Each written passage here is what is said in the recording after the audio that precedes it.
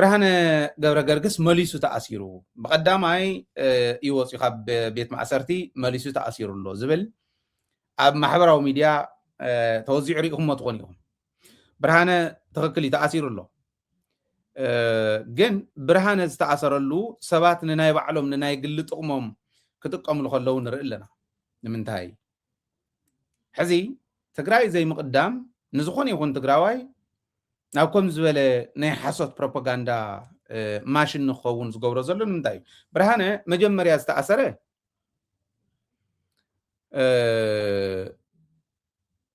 ወታደራዊ ስጉምቲ ተወሲዱሉ ወታደራዊ ዲስፕሊን ጥሒስካ እዩ ተባሂሉ ወታደራዊ ዲስፕሊን ዝጠሓሰ ወታደራዊ ስጉምቲ ዝወስድ እቲ ዝምልከቶ ኣካል እዩ ዝምልከቶ ኣካል ወታደራዊ ስጉምቲ ንኸይወስድ ኣብ ማሕበራዊ ሚድያ ዝነበረ ይዓያዕ ሪኢኹም ኢኹም እንተነኣሰ ካብታ ናይ ጉዕሽ ገብረ ግዜ ካብ ናይ ብርሃነታ ዝሓለፈት እውን ዘይንመሃርታ ኢና ኮይና ዝብል መልእኽቲ ኣለና መጀመርያ እቲ ናይ ሕዚ ንምንታይ ተኣሲሩ ዝብል ቅድሚ ምፍላጠይ ቅድሚ ምዝርዛረይ እሱን እቲ መረዳእታ ስለ ዘሎ ንሱ ቅድሚ ምዝርዛረይ መጀመርያ ኣባና ኣብ ተጋሩ ዝኒሄ ፀገምቲ ሃይለ ኣብ ዝኾነ ይኹን እዋን ተጠርጢረ እንተኮይነ ክእሰር ይኽእል እየ ታይና ክንሓትት ዘለና ይመስለኩም ከም ተጋሩ ኣተኣስራ ኣተኣሳስርኡ ኣተሓሕዝኡ ብቀይሚ ናይ ግለሰባት ድዩ ኦኬ ሕጊ ካብ ዝፈቅዶ ወፃእ ድዩ እዚኣቶም ኢና ክንሓትት ዝግባአና ከም ህዝቢ እምበር እንታይ ኮይኑቱ ገለገሊኡ ኣጀንዳ ዋላት ናይ ብርሃነ ማእሰርቲ ናብ ኣጀንዳነት ቀይርካ ንናይ ባዕልካ ኣጀንዳ ክትጥቀመሉ እንድሕር ደሊኻስ ህዝቢ ዶ ይትርእኒ ኢኻ እንተነኣሰ ህዝቢ ከመይ ይጉዳእ ይብትነና ዶ ይጠርንፈና ኢልካ ዶ ይትሓስብኒ ኢኻ እንተነኣሰ ኣብዚ ክንመሃረሉ እዩ ዝግባእ ክንመሃረሉ እዩ ዝግባእ ብግልፂ ኣብቲ ዝሓለፈ ናይ ጉዕሽ ርኢኹም ኢኹም ናይ ጉዕሽ ፍትሕዎ ዝብል ብዙሕ ሰብ ነይሩ ፍትሕዎ ይብል ነይሩ ብዙሕ ሰብ ኣብ ማሕበራዊ ሚድያ ማለት እዩ ናብ ሻዕብያ ሓሊፎሞ ዝብል ክንደይ ሓሳብ ርኢና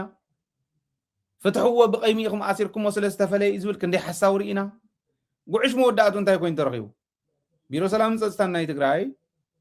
ሓሳብ ኣውፅዩ ተዝርዝር ንምንታይ ከም ዝኣሰሮ ንጉዕሽ ኣውፂሉና ቃል ብቃል ምስ ፀላኢ ይራኸብ ስለ ዝነበረ ደኢልና ሓቀይ መወዳእቱ ምስ ፀላኢ ተራኺቡ ደረኺብናዮ نسرح نيرنا إنا وش تخوينا ديلو وانت فريسو منا وش تخوينا كلنا كوينا نفرس كم هزبينا نفرس من النتنا يتفرس تقراواي النتنا يتفرس سلذي تقراواي النت كفرس زغيت تقراواي يخون كالي يخون صلاة تقراي أنا وعش صلاة يخالي صلاة يكون نزلهم خم الله سيزدلي نابلبهم تملي سمنا عدم خم الله سيزدلي أقباب يكونن تنقر زلنا أقباب يكونن وعش بمئسارهم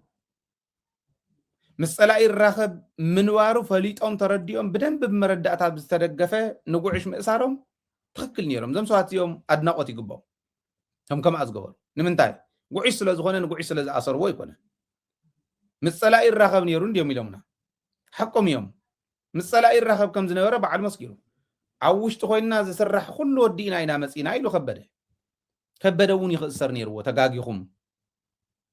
ودباتو انتي كده يخسر نيرو تقاقيهم خنياتو نحنا كسديدنا نيرنا انا فيديو انتي ترف عبرخاتات رايا خيدو هافتو غيرس زلو خالو زلو اريناكم هنا بشانلنا ونلو تمليسكم كتريو وتخليهم عبرخاتات رايا او قلا خيدم هزو زيريهم يشرح نيرو تهزو رايا حزي زغفلو وزنور واقع بتم برخالنا شفيتنا لنا زولو نستان خطقبر قبل علة هزبهم عين الشرح عندها شرحوه فيديو تقريص تواهيوه منيرو كعزوان يروه ولا قا شي مامو زغل شرح يقبر كم دنوري في اللاتي شي مامو دغون يعرفوا لنا خولنا اليوم جنجي قاني يروحون ولا زنور الناس زي ما حازو منبر ما حازو ما يكونن برهانو انت تحيز له تحيز نيري قدم حزي وتادريه سراويتي ابال سراويتي يبل يور مجمريا تسمعوا وانت نير كنت قلعه زراوغنا يفلطن مجمريا قدمي مجمريا مسارو ابال سراويتي انا ابال سندا ايه قال يبل نيرو حزق عمس وصه كلت عمت غير اخابز سنكو الى يوم مفتو بيت ما اثرتي يبل كلتينا يقاچو عنده تنأس زي ادو ريالايز كتغبري تقولون نمتايكم يقبر حدا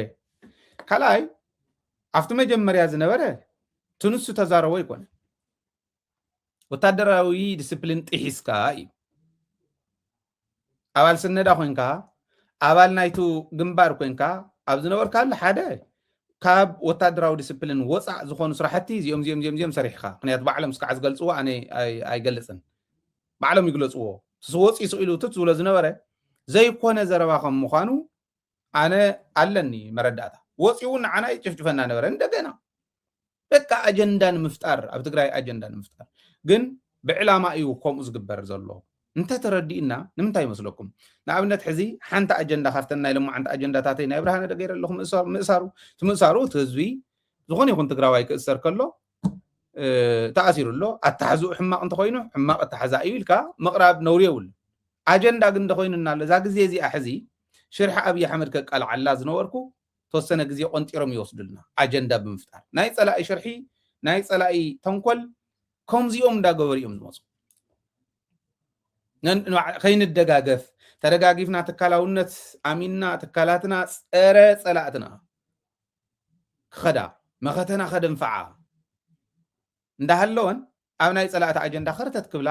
ይገብርወን ከምቲ ሕዚ ፈጢሮሞ ዝኒአው አጀንዳ ብምፍጣር ብርሃነ ኣነኮ ኢለ ኣብ ደደቢት ብዘይመርትዖ የለን ኢለ ሕዚ እውን ኣባላት እንተሃሊኹም ተጋጊኻ ትብሉ እንተሃሊኹም ንዑ ጠይቁኒ ኣባል ዝኾነ ኩሉ ክጥይቕ ኣድቫይስ ክህብ በዚ እንተትኸዱ ዝብል ክህብ ድልው እዩ ብርሃነ ነዲስ ኣበባ ኸዲ ተዳልዩ ነይሩ እንደውም ኣነ እዚ ዝሓተትዎ እውን ይመስለኒ ድምፂ እዩ ዘሎ ምንም ካሊእ ሰሓበኩቶ ተዘብል እውን ኣይኮነን ድምፁ እያ ሶሉስ ነዲስ ኣበባ ኸይድ ምዃኑ ይዛረብ ነይሩ ካሊእ ዘረባ የብሉን ኣዲስ ኣበባ ኸይድ ስራሕ ተታሒዙሉ ምስ ኣብርሃም በላይ ተረዳድዩ ወዲኡ ነይሩ እዚዩ ድምፂ ናይ ብርሃነ ስልኪ ካብ ናይ ብርሃነ ስልኪ ተቐድሐት ድምፂ እያ እዚኣ ንሃይለ ደው ኢሉሎ ኣይኮነን ግን ቴክኖሎጂ ዕድመን ቴክኖሎጂ ድምፂ ተታሒዙ ናይ ብርሃነ ስለዚ ኣዲስ ኣበባ ኸይድ ተዳልዩ ዝነበረ ሰብ ንሶሉስ ክኸይድ ንሽረ ዝኸደሉ ምክንያት እውን ነይሩ ኣነ ይዛረቦን ባዕሎም ይዛረብዎ እዚ እውን ኣነ መስመር ክሓልፍ ስለ ዘይደሊ ባዕሎም ይዛረቡ ኣዲስ ኣበባ ንሶሉስ ክኸይድ መዓዝ ከም ዝተታሕዘ ትፈልጥዎ ኢኹም እዚ ነይሩ ኢሎም ተቃሊዖሞ ፅቡቅ ከም ሚድያ ክነቃልዖ ኢና ተዘይኮይንቲ ድምፂ ኣብ ኣርካይቭና እኒሄ ኣቐሚጥና ኢና ከም ዝበለ መርትዖ ስለ ዘይንለቅቕ ንሕና እውን ማለት እዩ እዚ ነይሩ ኣዲስ ኣበባ ምኻድን ዘይምኻድን ፀገም የብሉን ድልየት እዩ ኦረዲ እኮ ጀነራላት እውን ካብ ኣዲስ ኣበባ እናተወርወሩ ድሮናትን ከበድቲ ብረትን ክወሃቦም እዚ ፃድቃን ሪኩዌስት ገበረ ባይ ዘ ወይ ሪኩዌስት ገይሩ ብድሮንን ብከቢድ ብረትን ተሰዓር ትግራይ ከም ዘየላ እንዳፈለጠ ክንዱ ዝኣክል ናይ ድንቁርና መንገዲ ይኸዱ ኣነ ምኽሪኤ ክመክሮም ዝኽእል ትኽክል ኣይኮንኩምን ኣየዋፅን ንዓኹም ኣየዋፅን ንትግራይ ይደፉ ኩልኹም እውን ከምኡ ኢኹም ትገብሩ ትኽእሉ ክንገብረን ንኽእል ንሱ እዩ ግን ድሮናት ሃውና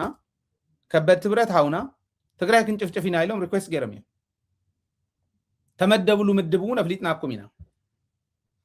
እዚ ግልፂ እዩ ምንም ዘደናግር ነገር እውን የብሉ ብርሃነ እውን ክኸድየ እንተኢሉ ኣብኣ ኸይዱ ብፌስቡክ ብግዛዕ ክለፍለፍየ እንተኢሉ መሰል እዩ ግን ብርሃነ ምኻዱ ንትግራይ ክጎድላ ዓብዪ ጉድለት ክጎድላ ኢልና ኣይኮናን ፈሪሕና ከምኡ ንብል ዘለና ዝኾነን ዘይኮነን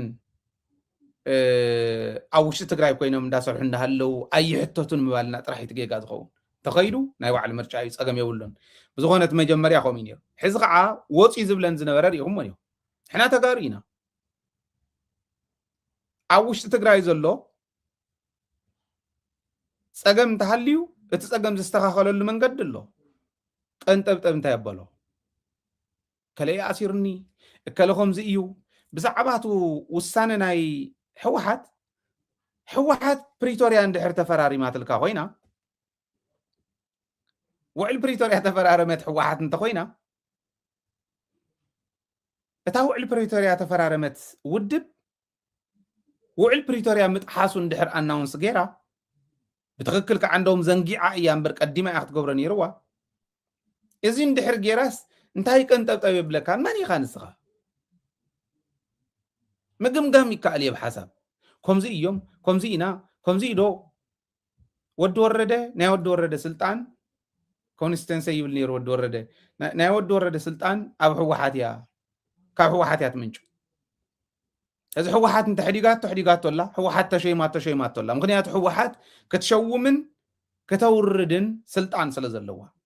نبينو فيدرال منغستي شيء ما قبل كله وانجل يكون ازي زين العلن تاعنا خين فيدرال منغستي نا ايثيوبيا منغستي شيء مول كالو خلو خلن تግራይ ኖ ስቃይት ሸመለይን ክሽወም ተኮይኑ ስካዕቱ ሕጋዊ መረፃን ንገብር ክልትዮም ይኹም ካብኡ ዝወፃ እንተ ኮይኑ ግን ውዕል ፕሪቶሪያ ተፈረሰለኻ ዝብል ትግራዋይ ክርከብ ከሎ ወንጀለኛ ክኾን ኩናት ትደልለኻ ክባል እቱ በቲ ሓደ ገጽ መዳቢ ወሳኒ ስልጣን ዝህብ ኣካል ህወሓት ስልጣን እዚ ይግባእካን ቦዚና ንኸይድ ምክንያት እዚ ይፈርስ ስለ ዘሎ ክብል ከሎ ኩናት ክኸውን ከመይ ዝበለ ድንቁርና ምዃን ራእዩ እዚ ንገምግም መጀመርያ ዝኾነ ይኹን ሓሳብ ክመጽእ ከሎ ሕጊ እውን ክኽበር ከሎ ትግራይ መጀመርያ ትግራይ ቅድሚ ተቐሚጥና ክኾን ክኽእል ኣሎ ስለዚ ኣብ ትግራይ ዝኒሄ ኣጉል ትዕግስቲ ተሓታትነት ንኸይህሉ ብተሓታትነት እናላገፁ ዝኸዱ ዘለው ሓላፍነት ከፍ ዝበሉ ሰባት ንሶም ክንወቕሶም እዩ ዝግባአና ተሓታትነት ብዘይምርግጋፅና ተሓታትነት ዘይብሉ ስድ ብላዕ ዝኾነ ዲሞክራሲ ክህሉ ብምግባርና ኩላ ባምባያ ብትግራይ ንትግራይ ሕዚ ብኩሉ ገጽ ነኳል ኣሎ ብየማን ብፀጋም ምእታው ይከኣል ኢንተሊጀንስ ናይ ኢትዮጵያ እንተዝኾነ ሃይለ ካብ ዝኾነ ይኹን ናይ ትግራይ ኩርናዕ ዝደለኽዎ ሓበሬታ ከውፅእ ይኽእል እየ ኦረዲ እኮ ባምባ ኮይና እዚ የተሓሳስበና መጀመርያ እዚ ነዚኣ ክልግቡ ነዚኣ ከስተኻኽሉ ዝኸዱ ዘለው መራሕቲ ክሕገዙ ኣለዎም ክወድቁ ከለው ክንገሮምን ክሕገዙን እዩ ዘለዎም ዝብል እምነት እዩ ዘለኒ ስለዚ ጭውያ የተጨውየ ይብል ነይሩ ወንጀል እዩ ባዕሉ ናይ ምንታይ ጭውያ እዩ ሕጋዊ ዝኾነ ወታደራዊ ስጉምቲ ተወሲድሉ ወታደራዊ ስጉምቲ ሙሳድ ማለት ጭውያ ኢልካ ፍረጃ ስለ ዝኾነ የትሕዚ እዩ ዝንባዕሉ ተኻሊእ ንግደፎ እዚ ንባዕሉ የትሕዚ ጭውያ ኣይኮነን ኣባል ሰራዊት የኢሉና እዩ ባዕሉ ኣባል ሰራዊት እንተኾንካ እምበኣር ዲስፕሊን ጥሒዝካ ኢኻ ተባሂሉ ተታሒዙ ታቁፅዓት ወዲኡ ወፂኡ ነዚኣ ጭውያ እንተኢልዋ ፍረጃ እዩ ሽም ፀለመ እዩ ፀለመ ሽም ከዓ ናይ ባዕላ ተኣክል ግዜ ተቕፅዕ እያ እዚኣ ተግብር ኢና ንብል ዘለና ሕዚ ሽም ክፅለም ከሎ መርትዖ ደለካ ንኣብነት ሃይለ ሰለስተ ምስክር ኣለውን ወዲ ወረደ ሕወሓት ዘየጥፋእኻ ድቃስ የለን ምባሉ ኢለ ኣቕሪበ እንዲ ሓቂ ሕዙን ደግማ ኣለኹ ሓደ ጠበቃ እዩ ሓደ ነጋዳ እዩ ሓደ ናይ ባዕሉ ካቢነ እዩ እንተተኸሲሰ ኣነ ኣይወልኩን ኢሉ ወዲ ወረደ እንተኸሲስኒ ወይ ድምፂ እየ ከቕርበሉ ወይ ፅሑፍ እየ ከቕርበሉ ወይ ናይ ሰብ ምስክር እየ ከቕርበሉ እዚአ እንተዘየቕሪበኸ ይሕተት ኣላ ሃይለ በዚአ እንተተሓቲቱ ብፍረጃ ተሓቲቱ ኣሎ ማለት እዩ መርትዖ ዘይሓዝና ኣብ ደደቢት በፍፅም ዝኾነ ይኹን መረዳእታ ክንሕልፈ ይንደለን ስለዚ ጭውያ ክብል ከሎ ባዕሉ ናይ ግልን ናይ ኣርምን ኣፅዋር ነይሩኒ ኢሉ ናይ ግሊ ኣፅዋር መንሃቦ ኣብየናይ ግዜ ማለት መረዳእታ ስለ ዘለኒ ኢኹም ዝብ ዘሎ ፖለቲካዊ ዕብዳን ይብሎ ነይሩ ሓሳብ እዩ እዚዩ ፀገም የለን ግን ትውሳነ እከለ ከምዚ ይግበር ምባል ኣግባብ የብሉን እዚ ግን ከም ሓሳብ ክውሰድ ይኽእል እዩ ምንም ፀገም የብሉን ባህል እየ ብዝኾነ ኮይኑ ግን እቲ ናይ ብርሃን ሓሳብ ምእሳሩ ብምንታይ እዩ ዝብል እስካዕ ዝገልፅዎ ዕርዮም ዝርዝር ኣቢሎም ንሕለፎ እሞ ኣብዚ ዝምልከት ዝሓልፍ ዘሎ መልእኽቲ ግን ትኽክል ኣይኮነን ንኣርሞም ነዚኦም እውን ርኢኹም ሶሻል ሚድያ ዝፅሓፍካዮ ፅባሕ ንጎ እውን ክሕትት ኣይኽእልን ኢሉ ዝሓስብ እንተኮይኑ ዝፅሕፍ ሕዚ እውን ከበላሽ እዩ ተመልኮት ሕዚ እዚኣ ራእይዋ ርግፀኛ እየ ይርአ እዩ ትሽም ደምሲሰየ ኣለኹ ዝረብሕ ሰብ ስለ ዘይኮነ ሚድያ እውን ፕሮሞት ክገብሮ ስለ ዘይደሊ ሰሎሙን በዙ ዶ ገለ ዝበሃል ወዲ እዩ ሶል በዙ ገለ ኢሉ ዝፅሕፍ ማለት እዩ ብርሃነስ አመን በሪናይ ምግበይ ኃይለ ጸሊም ጋዳፊ ብሎ በትእዛዝ ፈትለን ጌታቸው ጥጃን ተዓፊኑ አሎ ኢሉ ይጽሕፍ ኣሎ ካብ መቐለ ወፃኢ እትነብሩ ተጋሩ ኣብ ትግራይ እቲ ዝዓበየ ስልጣን ትግራይ ከም ደስ ዝበሎ ዝገብር ሰብ ጌታቸው ወልደ ገብርኤል ወይ ጥጃ ይበሃል ተፋለጥዎ ይብል እዚኦም ሕዚ ወንጀላት እዮም ንጽባሕ ዝጸንሑ እዮም ሓደ ጌታቸው ስልጣን የውል ጌታቸው ጥጃ ጌታቸው ወልደ ገብርኤል እንታይ ስልጣን ኣሎ ተቃላሳ እዩ ይቃለስ ኣሎ ትካለ ይገብረልን ትግራይ ኣኸለ ጌታቸው ማለት ካሊእ ተኣምርኛ ስልጣን ዘለዎ ሰብ ኣይኮነን ከም ድላይ ዝገብር ሰብ እውን ኣይኮነን ትጋደል እንድሕር ሃሊኻ ንምንታይ ዝወዲ እዚ ከምኡ ዝገብር ዘሎ ዝብል ክነግረኩም እንዴ ተወዲ መን እዩ ዝብል እውን ክነግረኩም እንዴ መንነቱ ክነግረኩም እዚ ጥራሕ ግን ኣይኮነን እዚኦም ፍረጃ ጽባሕ ንጎ ዝወዲ እዚ ሒዝና ኣብነት ጽባሕ ንጎ ክሕትቶ እዩ ርግፀኛ እዩ ክሕትቶ ኣለዎ ክሓትዎ እውን እዮም ታጽብቕቲ ዋላ ስቂላ ብዋዛ ፈዛዛ ተጀመረት እንተኾነት ታጽብቕቲ ናይ ሕወሓት ኣካይዳ ሕዝ ተጀሚራ ዘላ ኣርካይቭ ምግባር እያ ኣርካይቭ ግበሩ እንዳበልና ደፀኒሕና ሓቀይ እዚኣ ጀሚሮም ኣለዉ ብዝተወሰነ ዋላ እንተኾነ ይሕዝ ኣለዉ ክብል ከለኹ ከምዚ ዝበሉ ጸለመ ዝበሃል ጸለመ ዝኾኑ ብምልኦም ኣብ ኣርካይቭ ይቕመጡ ኣለዉ እዚኣ ጽብቕቲ እያ ንጽባሕ ዝሕትቶ ምዃኑ እንድሕር ፈሊጡ ሰብ ሎሙ ዝገብሮ ዘሎ ሎሙ እንዳሓሰበ ኣስተውዒሉ ክሰርሕ ይገብሮ እዩ ኣርካይቭ ተጀሚር እዩ የብስረኩም ኣለኹ በዚ ኣጋጣሚ ሕድሕድ ንልጥፈን ሕድሕድ ንጽሕፈን ሕድሕድ ንዛረበን ይቕመጥ ኣለዎ ኣብ ኣርካይቭ እንታይ ማለት እዩ ክትተሓዘሉ ክትሕተተሉ ዘለካ ክትሕተተላ ኢኻ ናይ ግዜ ጉዳይ እንተዘይኮይኑ ኣዲስ ኣበባ ተወሸቕካ ተሸጒጥካ ስለተዛረብካ ትግራይ ስለዝሓንፈሽካ ተኣምር ክፍጠር እምበር ዘይሕተተካ ከም ዘይሓልፍ ከም ዘይተርፍ ብርግፀኝነት ክትፈልጥ ኣለካ ኣርካይቭ ተጀሚሩ እዩ ኣርካይቭኩም ብሰፊሕ ግበርዎ ፀገም ተጋጢምዎ እውን ብደንቢ ባክኣፕ ዘለዎ ኣርካይቭ ክኸውን ኣለዎ ዝብል ከመሓላልፍ እሞ እዚ ይብል ኣሎ ንጀነራል ምግበይ ጸሊም ጋዳፊ ዝብሎ ዘሎ ኣብ ጀነራል ምግበይ ገዛ እውን ኣይኮነን ተኣሲሩ ክንድዚ ዝኣክል ፍረጃ ጽባሕ ዝሕተት ምዃኑ ፍለጡ እዩ ካብኡ ዝገደደ ኣብዚ እውን ኣሎ እዚ ሕዚ ኣርሚ 22 እትበሃልስ ይብል ባዕሉ ዝወዲ እዚ ሰሎሞን በዙ ዝበሃል ሶል በዙ ኢሉ ዝፅሕፍ መን እዩ ተወዲ እዚ ክነግረኩም እየ ኣዕሪና እውን መረዳእታ ስለ ዘለና እንታይ ክሰርሕ ሓላፍነት ከም ተዋሃቦ ባይዘወይ ትግራይ ናይ ምፍራስ ስትራቴጂ ኣብ ውሽጢ ኮይኖም ዝሰርሑን ኣብ ደገ ኮይኖም ዝሰርሑን ዝበሃሉ ስራሕ ክፍፍል ገይሮም እዮም መፅኦም ዘለዉ እዚ ስቂለ ብፍረጃ ከይመስለኩም ኦረዲ ኣነ እውን ክሕተተሉ ዝኽእል እየ ዝዛረብ ዘሎ ኣብ ውሽጢ ኣለዉ እዮም ኣብ ደገ ኣለዉ እዮም ቶም ናይ ውሽጢ መን እዮም ቶም ናይ ደገ መን እዮም እንዳፈለና ክንከድ ኢና እዚ ቆልዓ እዚ ናይ ሕንከራ ናይ ሕንፈሻ ዝወዲ እዚ ማለት እየ ሓላፍነት ተዋሂቦ ዝሰርሕ ዘሎ እዩ እንታይ ይብል ኣሎ እዚ ይመስለኩም ፌደራል ከኣተሉ ዝኽእለሉ መንገዲ ከም ዘሎ ይነግረና ፌደራል መንግስቲ ናብ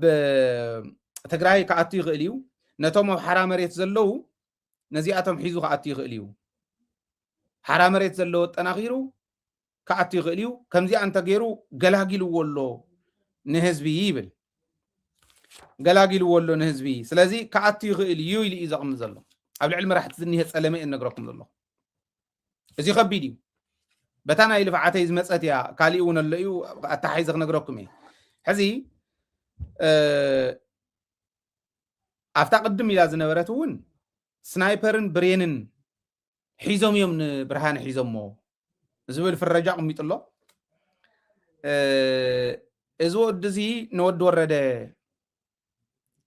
ኣርሚ 22 ዝመርሕ ዘሎስ ኣብ ልዕሊ ወዲ ወረደ ኦፕሬሽን ንክስራሕ ይመርሕ ኣሎ ኮማንዶ ስልጢኑ ይብል ንወይኖም ኣሰልጢኑ ኣብ ፕሬዚዳንት ወንጀል ንምስራሕ ንወንጀለኛ ወዲ ከውፅእ ትግራይ ኣብ 24 ሰዓት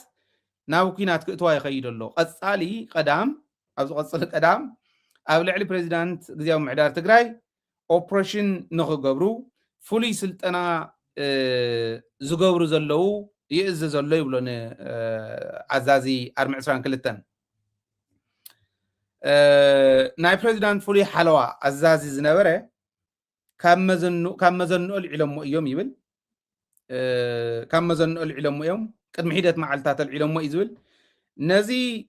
زغبرو بسغاز الزامرو القسبات يوم يلون يقمطهم كاو ኣብ ትግራይ ዝኾነ ይኹን ጥይት ድምፂ እንተ ተጀሚሩ ክልተ ነገር ክኾን ይኽእል እዮም ይብል ኣብ ትግራይ ዝኾነ ይኹን ናይ ጥይት ድምፂ እንተ ተጀሚሩ ክልተ ነገር ክኾን ይኽእል እዮም ይብል ብስር ናይ ጥይት ድምፂ እውን ክግበር ከም ዝኽእል ወዲ ወረደ ንኸይወርድ ካብ ስልጣን ተዋሂልስ ክታኾስ ዝኽእል ሰብ ከም ዘሎ ይነግረና ኣሎ ንመነመን እዮም ዝናበቡ ዝብል ክነግረኩም እዩ ናይ ወዲ ወረደ ዓብዪ ጌጋ እዩ ዓብዪ ጌጋ እዩ ከምዚ ዓይነት ሃተውተው ንኽህሉ ዝገብሮ ዘሎ ወዲ ወረደ እዩ هاي زبال كاب سلطان يوردني من يوكادي سلطان يهابنا نحن خم تقال استقرا يهابن سلطان ذهبت حوحات سلطان تحدق حوحات 4 سنة هزب خيت الجاجة ليتن كاترن تامر الدعتان هزبي دافلتنا خن كدينا هزبي ندردعنا خن كدينا حنت مردعتا يتحالفكم ولا قاقيرا نترف مبر مردعتا خي حالفكم دك أسوالا خنسانينا كيت الجاجة ود ورده عبي وانجل يسرح له إلى أمن أنحسي نمنتاي حوحات يا زقيلاتو حوحات كتورد خلا كم تشيلو تسقلو خلا نفس سلطان كتوص خلا شيل تقبله الشيل خورد ناي قدنيو ناي ما نم سلطان يكون نحزي ناي واحد سلطان يود ورده مغيار نفس روح منقس اسكع نغيد حوحات مقبال ناي قدني حوحات مدقاف ناي قدني انت دقيسهم ننخنخم زياد خو حزي ود ورده يتناي وشتي توانا عندي ناي زعقرقر ود ورده عاوز نيو ካልኦት አለው ኣብ ዙርያ እዚ ጌጋዩ ኣይትጋገዩ ሰብ ጽደፎ እንዳጽደፍኩም ተወሰነ ጥቅም ጎድለኩም ኸሊ ንጥቅሚልኩም ዓድኩም ህዝብኩም ይትሽጡ ይትመክረይ ክልተ ነገር ክሆን ይኽእል እዮም ዝኾነ ይኹን ናይ ጥይት ድምጽ እንተ ተጀሚሩ ይብል ሓደ ትግራይ ሙሉእ ብሙሉእ ናይ ሻዕብያ ኩናት ናይ ኩናት ሜዳ ክገብርዋ ይኽእል እዮም ይብል ካልኣይ ፌደራል ኣብ ሓራ መሬት ዘሎ ሰራዊት ሒዙ ንትግራይ ከኣቱ يخيل يو نتقرأ كعقلاق لا يزبن نزيان كلتين حتصير ملص غبن شعبية حزب ملافن تنامبر مواقعتنا يكونن شعبية حزي مسام الدنامبر مواقعتنا يكونن تقرأ انت تنخيئة ناي ارترا من اسيون قد ايمو خدحناي ارترا انت توقعة ناي تقرأ من اسيون قد ايمو خدحناي اي تتقرأ تروزي نمنتاي سلازي وقعنا يكونن سلازي قوصلنا يكونن تقوصاصيلنا لنا بفلاي تقراي يقصيلهم معهم تغكل تقراي دبر برهان كتبصح خلاكو دبر برهان ها بتي خوينهم تقارن تزيخون ارتراويان تقاري لذا حسب زلهون سي ننبع لنا حوات تزيخون نيرو كاب دبر برهان متملسنا دي مسلكم اوشتنا زنورو كاخويتو بدق عشعبيه مصي تزيخون كاوي متملسنا بديلو منهم تغكل يهم حقهم يهم كن نفع زبال حمامو وحط ابيلو قصلو وحط ابيلو كساغر كلو كعنقفو زغل نجر كصرق زغلو المنقد ممتشاو زغل امبر تماليا خوم زغيرو منايلنا اندغنا لمون بار نتاخص يلنا خن كده يكون بديلو من ايام بدل كو خحسلوم لب انتليوم يسو غبرلوم نجر جن حزي نيرترا مورارون يكالن تግራይ تبحال ايان ما اغرنلاتا نتግራይ مورارون يكالن ኤርትራ ትበሃል እያን ማእገርነላታ ትጽሙ ደኮ ካብ ትግራይ ሓሊፉ ካብ ኤርትራ ሓሊፉ ሱዳን በጽሑ ናብ ኢትዮጵያ እውን ጋምቤላ እንተይ ተረፈ በጽሑ ወላይቱ ሲዳሙ እንተይ ተረፈ አትይዎ ተምስተረፉን ኢሽታኒም ዓፋራቲ እዩ አምሐራቲ እዩ አበይ ዲ በጽሒ ዝንሂ እዚብ ክንድም ጥንኻር ንኤርትራ ወንጀለኛ ገይሩ ዘቅርብ ንምንታይ እዩ እዚ ቆልዓዚ ጸኒሕ ክመጸልኩም እየ ካሊ መረዳእታ ኣለኒ ምክንያቱ ንዋዕሊ ሰፊሕ ስለ ዝኾነ زودزي كمزي زبل زلة بتلقي إزي أنا فلت يزبل زلة ددبيت نصه مردأتها نهزب بقول صخر الدو زخيل هزبون كده زخيل سرحنا خن كدينا راح تادقافكم تا شخمي ناي ددبيت أورد لا كأون دحر ليتن كتر تقالسنين أنا كو راديو ونكو السق بناي بعلي إليه تا راديو سلة تقنس زعبا يحزلي يا تا ناتي كأوص أزلو دولو أبالات نتخونكم خميجر كازي أمسي خيابيل لا تنايزي أمر نايز ود زي مردأتها تلكمني توزي زي يوص نعبال كري نعبال members only لنا بيتوب ناون كنا قمتينا anyway ازيو حدا سلستا ناي شعبية ناي كوينات ميدا زخون تقرأي يلا اوكي ناي تقرأي ناي تقارو ناي TDF ناي كوينات ميدا زخون ارتراون يلا أمونغونا زولو سلام مسكونة كفيلنا قمر كحيسكا ناي حونت فتين اغلما إندا تقبر بوت بحلنا كقمديو تمريتو كتقرريو تبوردر نسخن قبرينا ازيو قربا زخون يتطرطر مخنياتو ايرتراويان وون ترديو وملو احنا وون تردينالو قسلنا مسوعتنا خمي يخون نكححس كمي غرنا نكححس سنو قدميت نزرارول طرحنا يمرددا بلاتفورم دا تفطر يغيد سيت صمدو ማለት لذي اتنا مجمريا بلاشي تتزارو زلها بلو تلو خونديو ናይ ኤርትራን ናይ ትግራይ ድሕነት ገይሩ ካብ ዝመደቦም ኢንፎርሜሽን ዘምፅሉ ግን ደናቁር እዮም ሓሳቦም ተይተረፈ ሶሻል ሚዲያ ዝልጥፍ እዮም ናይ ዚኣቶም ናይ ኢንተሊጀንስ ስራሕ ዘምልጥ ኣይኮነን እዩ ሓደ ንሲ ስለዚ እቲ ሜዳ ኩናት ናይ ሻዕብያ ክትኮን እያ ገድ የብልኩምን ኤርትራውያን ምስ ተጋሩ ኮይኖም እንተ ዝኽእሉ ወታደራዊ ጥምረት እውን ይፍጠሩ ኢና ንብል ዘለና ኮፑሽ ንገብር ዘለና ነዚ ወታደራዊ ጥምረት ይፈጠር ተናቢብና ንሓልዎ ተኸባቢና بزخون يكون كبابي آتيو زاد فأنا حيلي كل يقول نسورنا يبعل من ليك تنقل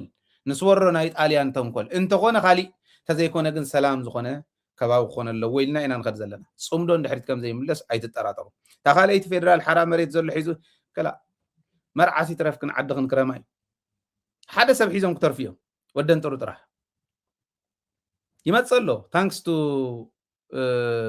نتنبوش تخوينا مصرح زلو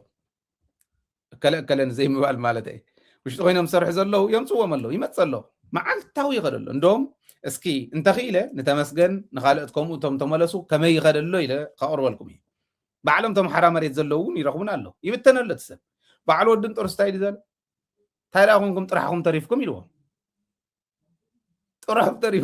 طرحهم تريفهم الله سلازي نزيم حيز مص فيدرال يلن مخنياتو نابي كم زعتو سلز فلطو أبز حزوا نقرر أنت يكونه بتجبار يزاروكم زلهم ملء مدلا ولا هو سراوي تجراي ملء مدلا ولا هو مرحنا تجراي نحن ويناتين دل ولا أنا ونحويسه زبالة يبلسب أنا ون بعلي ونحويسه أنا مكوري يسعره جن ما راح تيفليته ما راح تيجي نجرم ما راح تتعديه ما راح تيزولهم زلهم بس ما راح تيجي نجر كم زي أخم زي عينت كم كردو إلى أخم كران تخوينا وني مكوري كرهوا منتم نايفيد ما راح تمالته كركب إنفلونشال بحال سبرخينا قدوا بخوينا تيوازن مريتنا هونا بزي كوينات كفتح زغل نجر مناسي تدفو نولينا ببوغنا جن ما راحتنا نجيرنا بعلمون كدول خلو ما راحتنا نجيرنا نرخبهم تردادي خاتما أخيلو خرج سلزلو نولينا نمكورينا سلام سلندلي تجارو سلزخنا خافت السلام زدل محبر سب سلتفترنا يعني قبرينا تزي كوينا خي يتحطو تزي كوينو موت نديز مصزلا قاتلنا يمكوز مص خو حلنا يكون انكم مص ويكتاسمونا يكون انكم مص قاتلنا يمص تخورمينا عين موت نحنا ناي بوتاتنا يكونن يدوفو ويلنا سلام نلمن نسلام እንዳለምንና ጎና ጎን ግን እንከላከል ነዚ ተዳሊ ዙለኩም ዘሎ ድሉይት ሰራዊት ድሉይቱ ማህበረሰቡን ትምንባብ ናይ ህዝብ ራይዎ በቦረዱ እንተኺልና ወየትና ስታፍ ዋሕደ ስለዘለና ንሱን ክትሕጉዝና ኢና ሓጉዝና ንብል እምበር ብዝኻልና የመጠን አበየና ወረዳ እንታይ ተገበረ ዝብል እንዳአተና ሰባት እንዳአተና ክንምኩሪና እንታይ ዓይነት ናይ ህዝብ ምንባበለ ዝብል ቶም ፒአር ናይ ወረዳታት ደውሉልና ደደቢት ካገልግለኩም ደሎዩ ሰዓትና እንዳመቻቸና ናይ ኩሉ ወረዳ እንታይ ይመስል ትምንባብ ዝብል ከነቅርብ ኢና ስለዚ ደሎዋቲና ነዚዩ ማለት እየ ግን ንሰላም ከ ዓንዳ መኮርና ኢና ንኸድና እዚ ይብሉ በዓልኩም ዚኦም ዝበሉ እቲ ብጣዕሚ ዝገረመኒ ግን ጨነቆም እንዲኦም ዚኦም እንጀራ ገመዶም ዝተቆረፀም እዩ ኣብዚ ንሄ ቅንጅት እውን ራእይዎ ደቂ ጀነራል ምግበይ ታርጌት ክግበራ ይኸይድ ልብ በሉ ንሕና ነንባዕልና ካብ ክንጠፋፋእ ነንባዕልና ካብ ክንበዳደል ታዘላ ፖለቲካዊ አፈላላይ ገዛ ዓፂና ንፍታሕያ እሞ ግደፉ ኢና ንብል ደቂ ጀነራል ምግበይ ዝመሃራሉ እዩ ኣቕሚጡ ንሄ ተዓንተዎ ዘርአኹም ቆልዓ ሶርሱ እዩ ናይ ዳዊት داويت كعدك نبزيا ين زمهرايلو هاي سكول زمهرالا صحيف ونل جنرال مقبي حلاو عديو أي عديو أي هزويو تقالاساي كاب قدمو حزون أبقالسي أمت كل زلي دك جنرال مقبي حلو تيكون زحلوون إذا أخا من تاي ممسيوم مانتيلكم برهانة خسر كلوس أب ገዛ ናይ ምግቢ ሃይለ ተኣሲሩ ካብ ፖሊስ ጣብያ ወሲዶም ናብ ናይ ጀነራል ምግቢ ገዛ እዮም ወሲዶሞ ዘለዉ ካብ ክፍለ ከተማ ዓዲ ሓቂ እዩ ኣብኡ ተኣሲሩ ነይሩ ካብዚኡ ወሲዶም ዳግማ ኣምሳሎ ናብ ዝርከብ ናይ ጀነራል ምግበይ ገዛ ወሲዶም ዓፅዮም ኣለዉ ዓጃቢ ናይ ምግበይን ሽፈር ናይ ምግበይን እዮም ሒዞሞ ከይዶም ኢሎም እዮም ዝልጥፉ ቶ ሶሻል ሚድያ ሓሶት እዩ ክበልዕዋ ዝደለዮ ባጉም ባሕስ ዛግራ ይብልዋ ስለ ዝኾነ ግን ንጀነራል ምግበይን ምፍራጅ ዝተገበረ እዩ ጀነራል ምግበይን ብርሃንን ዘራኽብ የብሎ ሓደ ዘይረብሕ ዝዛረቦ ዘይፈልጥ ቆልዓ ምስ ዓዲ ዝሕሉ ዘሎ ግንባር ዝኣክል ዝመርሕ ዘሎ እሞ ከዓ ፈተኽ ዘይብል ሰብኣይ እናወዳደርካ ምኻደ ይከኣልን ሓደ ካልኣይ ከዓ ተሓሶት ብኸምዚ ፀለመ ዝሰግእ ዝፈርሕ የለን ክልተ ተጋዳላይ ጎይት ሰብኣይ ደቂ ምግበይ ከዓ ህዝቢ ዝሕልወን ምክንያቱ ህዝቢ ዝሕሉ ስለ ዝኾነ ምግበይ በዓሉ ከምዚ ይበሃልን ኣነ ሕዚ ደቂ ዳዊት ከውፆም ደዳ ካብ ጎጃሜ ወሊዱ ዳዊት ጎጃሜ እያ ታሰወይቱ ሓደ ግዜ ኣምሓርኛ ክዛረብ ከለውን እሱ ከምኡ ደዳ መኽንብል እንታይ ጌራ ጎጃሜ ኮነት ጎንደር ኮነት ጉራጌ ኮነት ፀገም የብላን ኢልና ኢና ንኣምን ንሕና ሰብ እያ ትግራዋይ እዩ ኣሚናት እያ ከይዳ ከምኡ ደ ነውፃዮ ደቂ ዳዊት ከምዚ ገይሩ ዓዲ ዘብልዕ ዘሎ ሓሶት ዘመላልስ ዘሎ ዘየለ ነገር እንዳቀነባበረ ዝሕሱ ዘሎ ዳዊት ኮ ደቆ ኣብዚኦም ዘለዉ ሞ ንደቁ ነገርና ደን ዳዊት ንገረብ እዚኣ እዮም ዝመሃር ኢለ ከውፆም ደዳ ሕዚ ካብ ጎጃሜ ዝወለድካዮም ሰብ እዚኣ እዮም ዘለዉ እዚኣ ይመሃር ከምኡ ደ ክንብል ክነውፆ ዶት ቤት ትምህርቲ ዘይንፈልጦ ድዩ ኮይኑ እንታይ ቆይሙ ንከምዚ ዝበለ ሰብ ኢልኩም ክትሓስቡ ትኽእሉ ኢኹም ኣነ ክዛረብ ይደልን ምክንያቱ ወለዲ እንታይ ገበሩ ናብዚ ዝሕወሱ ደቁ እንታይ ገበሩ ናብዚ ዝሕወሱ እንታይ ገይሮም ሃይለ ብዝበደለ ደቂ ሃይለ ዝልጠፉ እንታይ ስለ ዝገበሩ ምግበይ እንድሕር በዲሉ ኮይኑ ደቂ ምግበይ እንታይ ገይረን ኣብዚ መሃር ኣብዚ ከምዚ ኢልካ ይልጠፍ ህዝቢ ክሪኦ ስለ ዘለዎ እምበር ካልእ ተኣምር ክፈጥሩ እዮም ኢልና ኣይኮነን ትረፍዶ ኣዲስ ኣበባ ኮንካ ቆፅላ ኣፍካ መሊእካ ከምጤልና ከምሰዓኻ መዓንጣኻ ሸጥ ኣቢልካ ከምቶም መዓንጦኦም ሸጥ ኣቢሎም ሰረቦታቶም ተዓጠቑ በረኻ ኮይኖም ዓዶም መንነቶም ክብሮም ላዕላውነቶም ከምልሱ ዝኸዱ ዘለዉ እውን ስጋኣት ክኾነ ይኽእሉ ንሓደ ትግራዋይ ነውሪ እዩ ከምዚ ይበሃል ደቂ ምግበይ እንታይ ገይረን በዚ ኣጋጣሚ ህዝቢ እዩ ክሕልዎን ዘሎ መምሃራን እውን ብጥንቃቐ ደቂ ምግበይ ጥራሕተ ይኮነ ደቂ ሓለፍቲ ዋላ ኩሉ ትግራዋይ ማንም ህፃን ትግራይ ማንም ትግራዋይ ታርጌት እዩ ሪኢኹም ኢኹም ወዲ 6 ዓመት ቀቢሮም ጁንታ ቀበር ንኽብሉ ከሎ ወዲ 6 ዓመት ተኣምር እዩ ወዲ 6 ዓመት እንታይ ይፈልጥ ኣነ ሕዝስ እንታይ ይሰርሕ ኣለኹ ወደይ ኣጋጣሚ ኮይኑ ወዲ 7 ዓመት ወደይ የለን እንታይ ይሰርሕ ኣለኹስ እንታይ ይፈልጥ ተውሳኹ ሃይለ እንድሕር በዲሉስ ሃይለ ብዝበደሎን ወደይ ከምኡ እንተገይሮም በዲለ እንተኮይነ ዋኸመይ ዝበለ ድንቁርና ይበሃል እዚ እቶም ደናቁር ፀላእትና ንሱ ገይሮም እዮም ወዲ 6 ወርሒ ቀቢሮም እዮም ጁንታ ቀበርን ኢሎም ወዲ 6 ዓመት ማለት እዩ ሶሪ ደቂ ምግበይ በረኻ ሰፈራ መሳኪን ደቅኹም ወፃ እንዳምሃርኩም ወፃ እንዳሰደድኩም ይብልዎ ነይሮም ደቂ ምግበይ በረኻ እዮም ነይሮም ምስኡ ኩሎም ማለት እዩ በረኻ እዮም ነይሮም መፍታቃል ስዋን ከርተት ይብሉ ምስኡ ኣብ ዝኾነ ዕና ገዛ ገዲፍዎም ከይዱ ሳቶም እውን ከርተት ናብሉ ገና ስለ ዝኾኑ ተኣምር እዩ በቃ እዞም ሰባት እዚኦም ሲ ሕልፊ ትግራዋይነት ዘለዎም እዩ እንታይ ተኣምራት እዩ እንታይ ኢና ኮይና ኒና ይገርም እዩ ሓደ ገፅ ግን እዚ ብሚድያ ክመሓላለፍ ከሎ ብፍላይ እቲ ሰፊሕ ህዝቢ ክፈልጦ ከሎ ክርድኦ ከሎ ብቴሌቭዥን ክሓልፍ ከሎ ደቂ ምግበይ ይኹን ደቂ ደብረፅዮን ደቂ ወዲ ወረደ ይኹን ደቂ ካሊእ ምናልባሽ እውን የቕንዮ ወዲ ወረደ ብዙሓት ይወሊዱልና ኢሎም ሞ ኣነ ደስ እዩ ዝብለኒ ወሊዱ ክበሃል ከሎ ገለገሊኦም ይልጥፍዎ እዮም ከምዚ 18 ዝወለደ ዶ ኩናት እዋን ዝወለደ ዶ ይውለዱ ጥራሕ ንብዛሕ ሽግር የለን ባህሊ ኣነ ፀገም የብለይ ባህልና እውን እንዳሓለና ንብዛሕ ምውላድ ፀገም የብሉን ማንም ህፃን ትግራዋይ ግን ዋጋ ከፍል የብሉን ጥንቃቐ ካብ መምህር ካብ ካሊእ ካብ ፖሊስ ኤቭሪባዲ ነዚ ህፃን ነዚ ንፅባሕ ተረካቢ ዝኾነ ወለዶና ሓላዊ ክኾን ክኽእል ኣሎ እዚኣ ክንኮን ኣለና ባህሊ ኣነ ስለዚ ኣብ ናይ ምግበይ ከምዚ ኣውፂኡ ዝኒሄ እንታይ እዩ ቆይሙ ዝወዲ ምስ ምግበይ እንታይ ቀይም ኣለዎ ክልተ ናይ ዳዊት ምክንያት ዳዊት ምስ ህወሓት ቀይም ኣለዎ ብክልተ መንገዲ በቲ ሓደ መንገዲ ዳዊት ናይ ቅንጅት ኣባል ኮይኑ ቅንጅትን ህወሓትን ቅንጅትን ኢህወደግን ዝነበሮም ትፈልጥዎ ኢኹም ንሳቶም ብራይን ዎሽ ገይሮሞ እዮም ኦረዲ ናታቶም እተሓሳስባ ስለ ዘለዎ ፖለቲካሊ ተሓፀበ ሰብ እዩ እዚ እቲ ሓደ ምክንያት እዩ ካልኣይ ምክንያቱ ዳዊት ህወሓት ከምዚ ጌራትለይ ኢሉ እዩ ዝኣምን ኣነ ማለት ከምዚ ጌራትለይ ክብል ከሎ ኣብ ኣቦይ ከምዚ የብፂሓ ኣብ ሓወይ ከምዚ የብፂሓ ኢሉ እዩ ዝኣምን ብጭቡጥ መረዳእታ ዝረኸብክዎ ኣለኒ ከምኡ ኢሉ እዩ ዝኣምን ግን ከምኡ ጌራቶ ድያ ገበረቶን ያው ትሰብ ይፍለጥ ተሰብ ይፈልጦ ተሽዑ ዝነበረ ይንገር ማለት እዩ ኣነ ካብ ዝነግሮ ምናልባሽ ካብቲ ዝነበረ ናይ ምኸተ ከይዲ ፍልይ ዝበለ ረዲእ ዝነበሮም ወላዲ እዮም ነይሮም ይብልዎም እዚ ብጭብጢ ዝፈልጥዎም ቃል ብቃል ብድምፂ ብስልኪ መረዳእታ ዝሃውን ኣለውኒ ከምኡ ስለ ዝነበሩ እዮም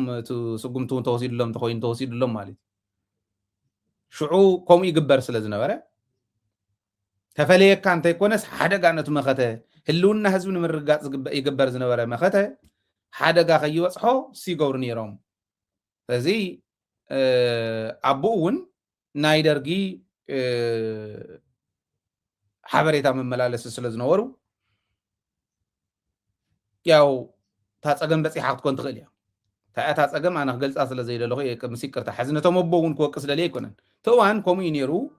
እሱ ምስ በፅሐ እዩ ዳዊት እውን ተናዲዱ ዘሎ ዝብል ከቐምጥ ደልየ ካልኣይ እውን እንተተጋጊየ ክእረም እየ ይኣርመኒ ንሱ እውን ፀሃየ ከበደው ዝበሃል ሓው እውን ነይርዎ እዩ ደርጊ እሱ እውን ከምኣ ማለት እዩ ታሰማዕኽዋ ሓበሬታ እዚኣ ታተናድዶ እዚኣ እያ ዝብል ጎረቤቱ ናይ ባዕሉ እዮም ዝሓበሩኒ እዚ ዶ የቕይም እዩ ሓትና ሓትኮ ተባኢሶም እዮም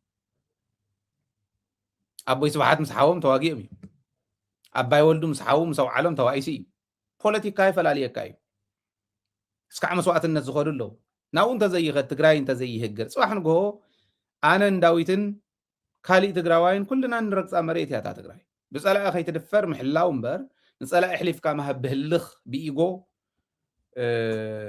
ብከምዚ ዓይነት ዘይረብሕ ተልካሻ ነገር ኣሕሊፍካ ማሃብ ትክክል ኣይኮነን ናይ ዳዊት ቀይሚ ምስ ህወሓት ዝየን እዩ ኣቦይ ጥፊኣትለይ ሓወይ እውን ደርጊ ስለ ዝነበረስ ህወሓትን ደርግን ኣብ ዝገጠሙሉ እንድሕር ጠፊኡ እንታይ ግበሩ ይብለና ሕዚ ከምቲ ናይ ፃድቃን መለስ ከምዚ ገይሩኒ ነይሩ እዩ ዝብል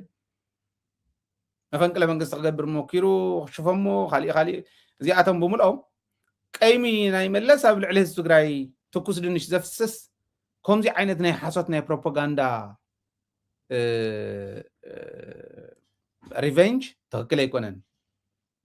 ህዝቢ ትግራይን ህወሓትን ሓደ ኣይኮነን ህወሓት ከዓ ትክክል እያ ገይራ ኣብቲ እዋን ንሱ ኢልና ስለንሓስብ ብጌጋ ዝጠፍአ ሰብ እንተሃልዩ ወይ ብጌጋ እንተኮይኖም ኣቦኻ እውን ከምኡ በፂሕዎም ያው ተጌጋ ኣሪምካ ንቅድሚት ንደቅኻ ትኸውን ትግራይ ሰሪሕካ ምኻድ እምበር እከለ እንተዘይጠፍአ ዝብል ህልኽ ኣይኮነን ህወሓት ባይዘወይ ከምዚ ማንተኛ ዝሞተትላ ማሕሲእ ማለት እያ ብቀይሚ ስኢሎም ብህልኽ ናብዚ ክብሉ ክረኣዩ ከለዉ እቲ ህዝቢ ብቀይሚ ዝኸይድ ዘሎ ፈልዩ ስለ ዝፈልጥ ብቀይሚ ውድብ ክተፍርሰ ይትኽእልኒ ኢሉ ይሕልዋ ሓላው ተፍሪ በብመዓልቱ በቃ ዋላ ደቂሶም እንዳሃለዉ ተመራሕቲ ሕዚ ኣነ እውን ይወቅሶም እየ ድቃሲ በቃ እዚ ትክክል ኣይኮነን ካብቲ ዝንየብሉ ንላዕሊ ክሰርሕዎ ዝግብኦም እዩ እቲ ግዜ ከምኡ እዩ ዝጠልብ ኣይሰርሑን ዘሎ ሕዚ እኳ ዳ ሕዚ ይሕጉስና ኣለዉ ክንወቅሶም ንኽእል ኢና ክንነቕፎም ንኽእል ኢና እታ ውድብ ከይትፈርስ ግን ዘሕልዋ ህዝቢ ተፈሪ ከምዚ ማንተኛ ዝሞተትላ ማሕሽእ ትኸውን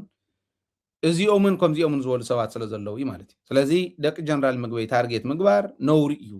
ደቂ ከዓ ኣበይ ከም ዘለዉ ምዝራብ ክእል እያ ንዕዚ ጎጃሜ ሰወይት ኣነ ማለት ብሄር ወይ ብሄረሰብ ልዕሊ ዘሎ ኸ ይመስለኩም ካብ ጎንደር ይወለድ ካብ ኦሮሞ ይወለድ ፀገም የብለና ካብ ማንም ይኹን ፈረንጂ ዝተውስን ይሁን ፀገም የለነኩም ንሕና ትግራዋይነት ዋ ካብ ሴኮተሪ ንላዕሊ ተቃለሰ ደለ እዩ ብመትከል ናይ ተጋሩ ሴኮተሪ ብጣዕሚ ዲና ነኽብሮ ኣገው እዩ ስለ ትግራይ እዚ ዝገብር ሴኮተሪ ኢልና ይኮንና ንኸይድ ኣገው እዩ ተቃሊሱ ግን እዩ የሱፍ ዶክተር የሱፍ እኔ ኣብ ትግራይ እኔ ነኽብሮ ብልቢ ነኽብሮ ንትግራዋይ ንኩሉ ትግራዋይ ዝግብኦ ናይ ዜጋ ብፅሒት እንተሃልዩ ንየሱፍ ትበፅሖ ይብል ኣነ ሶማልያዊ እዩ ሶማልያዊ ወዲ ስለ ትግራይ ተቆርቂሩ ብደንቢ ተሓሊቑ ክዛረብ ከሎ ሪኢኹም ኢኹም እታ መከራ እውን ቀሚስዋ ዘይሩ እዩ እዚ ከምዚ ንዝበሉ ይትረፍደ ተጋሩ ኮይኖም ተጋሩ ዘይኮኑ ሰባት እውን ይትረፍደ ፍርቂ ተጋሩ ኮይኖም ወይ ጎጃሚ እትዮም ወይ ካልእ እትዮም ፀገም የብልና ገብረ ኣስራት እውን ተቃሊሱላኒ ትግራይ ገብረ ኣስራት ዳ መቡኡ ጎጃሚ እንዲ ኣስራለቃ ኣስራት ጎጃሚ እዮም ገብረ ኣስራት ግን ተቃሊሱላይ ትግራይ ሕድመ ንእስነቱ ሕሊፉላይ ብጣዕሚ ክብረለን ነቱ ዝተቃለሱ ሕዚ ዝገብሮ ዘሎ ግን ይፍለ እየ ምፍላይ ፀገም ኣይነበሮን ፀረ ትግራይ ዝኾነ ነገር ክምፃእ ከሎ ግን ጌጋ እዩ ወይ በቃ ኣብ ኢትዮጵያ ኢና ንኾን ናተይ ቦይ ጎጃም እውን ስለ ዝኾነ ኢሉ እንድሕር ወሲዱኒ ንምንታይ ናተይ ቦይ ወለጋ ተወለደስ ዘይኾን ፀገም የብለይና ኣነ ከምኡ እንተዝኾን ነይረ ትግራይ ትግራያ ኦሮሚያ ኦሮሚያ እያ ስለዚ ናፅነት ክሓትት ከሎ ህዝቢ መትከል ናይ ህዝቢ ርኢኻ ምቅላስ ምኽኣል ክህሉ ኣለዎ እና እንታይ ገበሩ እዞም ቆልዑ ህፃውንቲ ከምዚ ጌርካ ናብ ሶሻል ሚድያ ወዚዕኻ ከምዚ ያግበርዎም ተባሂሉ ዳዊት ክሕተተካ ይፅዋሕ ንጎ ባል እያ ደቂ ምግበይ ታርጌት ይገበራ ይኻልካ ኒኻ ይሄው ህዝቢ ትግራይ ርኢዎ ኣሎ ወል ቀሊል ኣይኮነን ህዝቢ ክሰርሖ ዝኽእሎ ነገር ክሰርሕ እዩ ክሕልዎ ዝኽእሎ ሓይሊ እውን ክሕሉ እዩ ምንም ጥርጥር የብሉን ግን ይሕትት ይፅባሕ ንጎ